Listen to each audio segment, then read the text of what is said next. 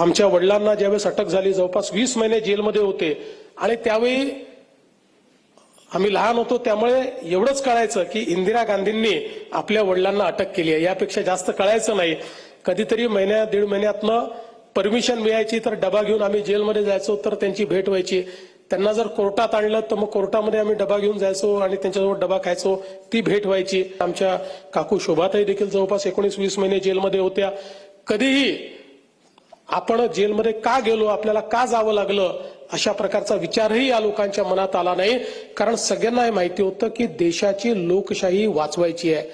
आरएसएसचे तेव्हाचे सरसंघचालक परमपूज्य बाळासाहेब देवरस यांनी आणीबाणीला पाठिंबा दिला होता, त्यांचा पत्रव्यवहार आहे तसा।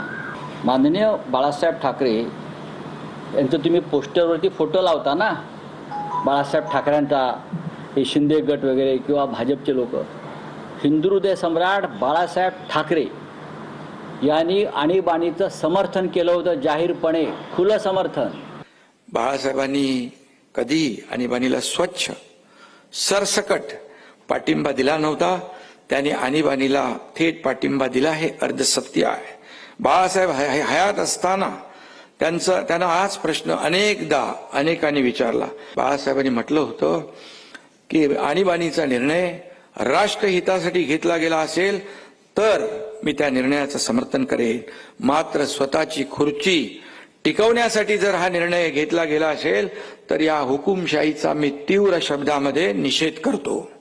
मोदी साहेबांनी देखील वेश बदलून देशभरामध्ये आणीबाणीला विरोध केला आणि आपल्या लोकांची पाठराखण केली।